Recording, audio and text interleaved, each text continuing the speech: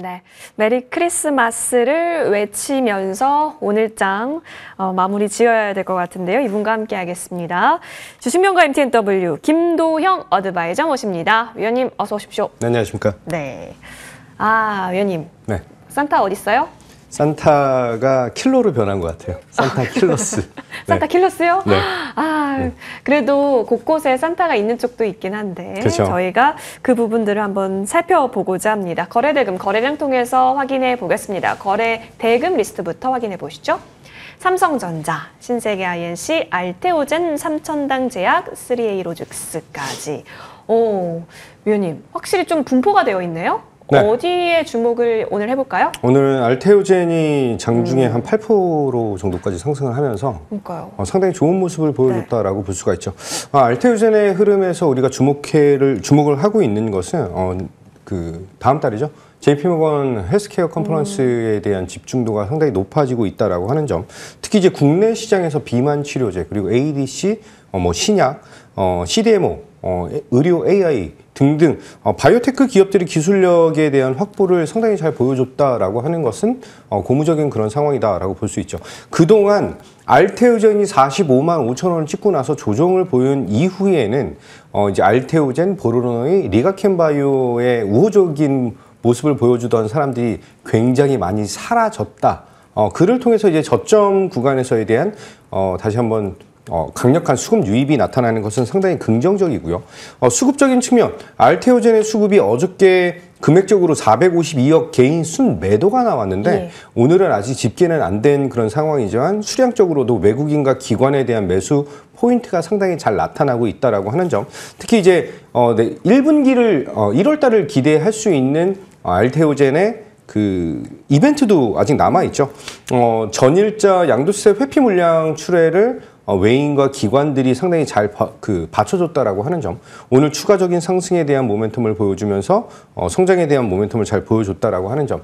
저는 여전히 목표 가격 40만 원 정도까지는 조금 홀딩적인 측면을 좀 보여주자라고 말씀을 좀 드리면서 내년 25년 1월 달에 있을 알테오젠 이벤트가 성공적으로 마무리가 된다라고 한다면 새로운 도약을 보여줄 수 있는 그런 시점이다. 이렇게 말씀드리겠습니다. 물론 30만 원 언더긴 하지만 오늘 들어온 수급의 유의미성 긍정적으로 보고 계시네요. 이 부분까지 점검 받아봤습니다. 거래량 리스트도 준비가 되어 있습니다. 같이 보시죠.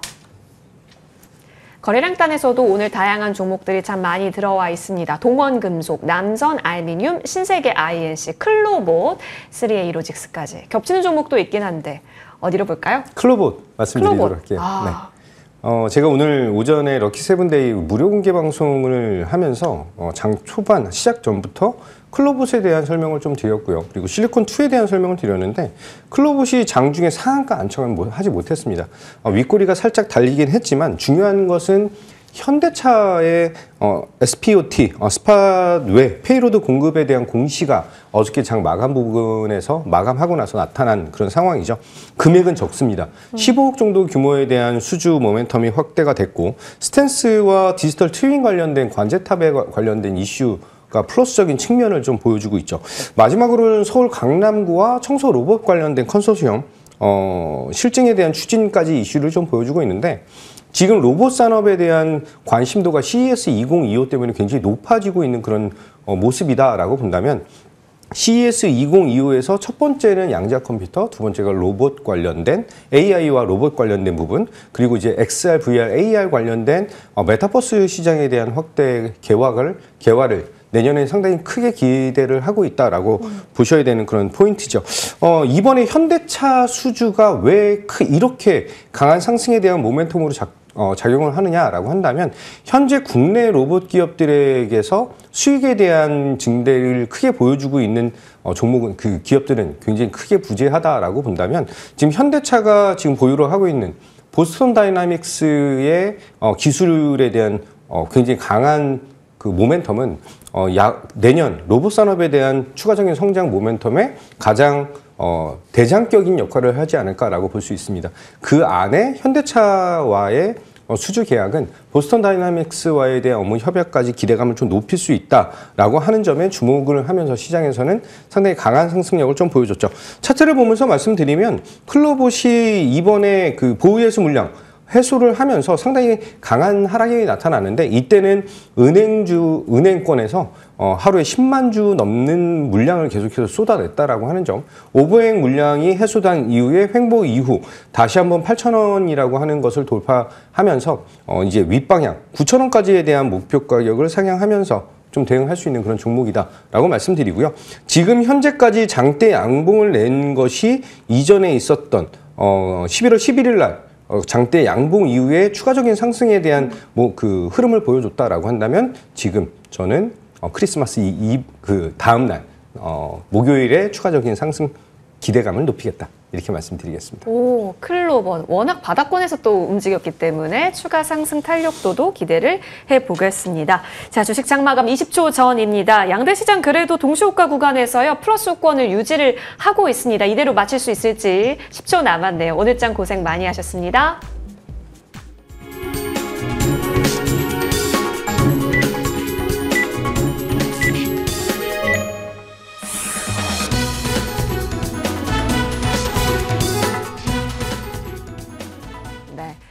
동시호가 구간에서만 들어왔었던 빨간 불빛이었는지 확인이 좀 필요할 것 같아요.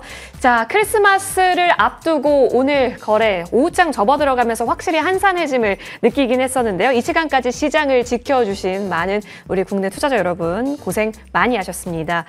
마감 정리 한번 해볼게요. 사실상 환율 부담이 조금 있는 상황이죠. 그런 상황 속에서 거의 1,400여 개가 넘는 종목이 하락을 하기도 했습니다. 그만큼 오늘 내리는 종목의 수가 더 많았었던 만큼 시장도 조금은 눈치를 보고 있습니다. 이 속에서 무엇이 올랐는가를 더 찾아봐야 할까요? 이 속에서도 외국인이나 기관이 더 산 종목이 무엇인지를 봐야 하는지 계속된 이야기 지금부터 나눠보겠습니다. 코스피 같은 경우는 0.06% 내렸습니다. 2,440선에서 거래를 마쳤고 사실상 2,400선은 지켜주는데 그 위로 더 폭발적으로 갈 수 있는 힘은 좀 찾기가 어려워 보입니다. 코스닥 같은 경우는 그래도 기관에 힘입어서 플러스 0.13%를 지켜줍니다. 680선에서 거래 마쳤습니다.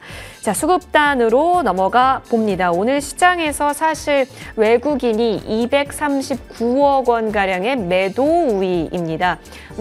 사실상 어제 들어왔던 거 대비해서는 오늘 뭐 소폭 빠져나간 거다라고 얘기할 수는 없겠죠. 현선물 매도가 좀 집계가 되고 있는 상황 속에서 그래도 선물은 다시 또 매도 폭을 좀 줄이긴 했습니다. 그런 가운데 오늘 거의 전반적으로 차익을 하거나 일단 던져놓고 불확실성을 좀 피해 있겠다라는 심리가 모든 투자 주체별 매매 동향에서도 그려지고 있네요. 코스닥으로도 넘어가 보시죠. 코스닥 쪽에서는 개인이 조금 사다가 다시 또 매도 쪽으로 포지션이 전환이 됐고 기관은 오늘 줄곧 해서 매수 포지션 쪽으로 쭉 그 매물을 확장시켜 나갔습니다. 926억 원 순매수 확인됩니다. 시총 상단 종목들 보겠습니다. 오늘 삼성전자가 그래도 흐름이 나오는데요.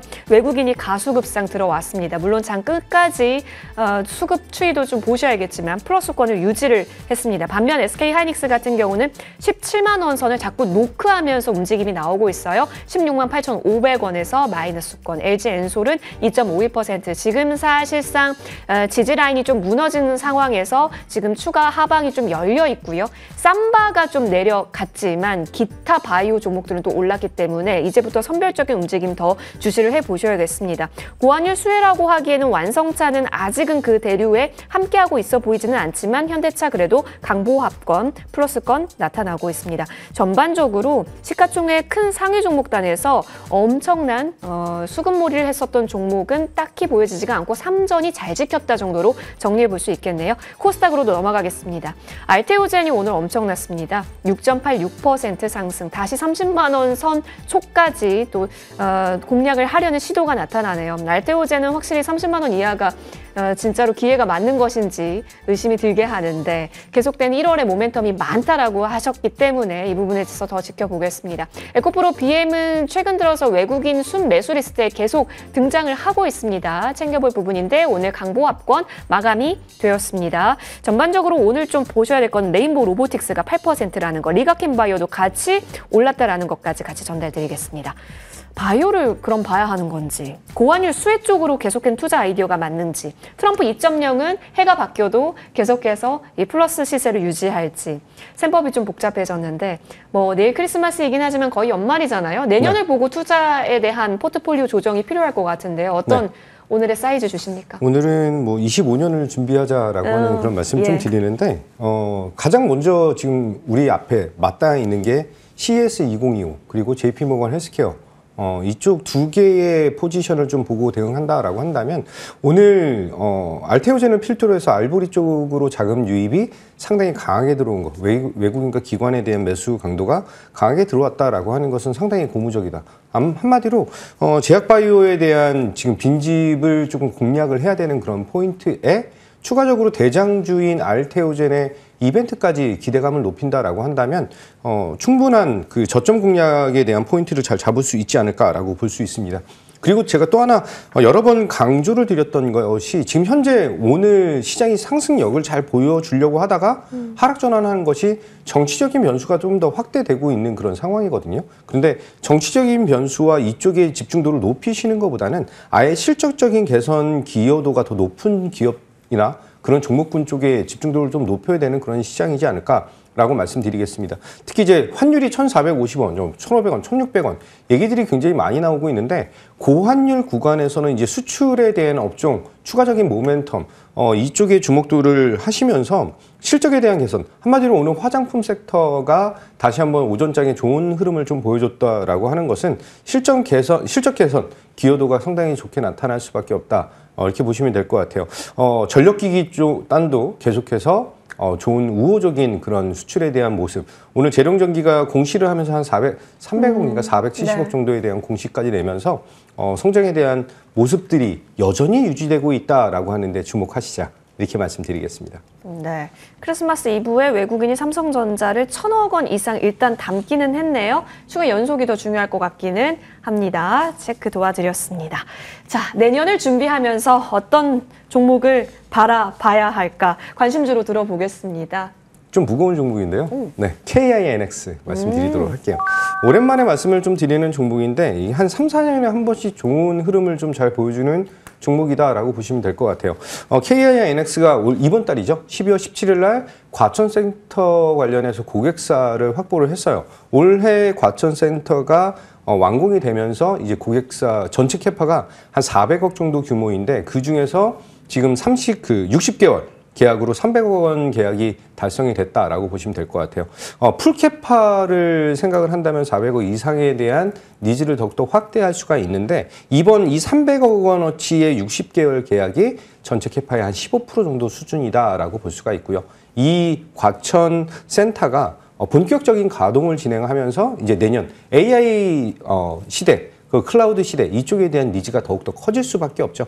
그렇게 본다면 내년에 상반기에 50% 이상에 대한 캐파 확충이 나타날 것이고요. 추가적으로 연말까지 기대한다면 풀캐파까지 기대감을 높일 수가 있다라고 볼 수 있습니다.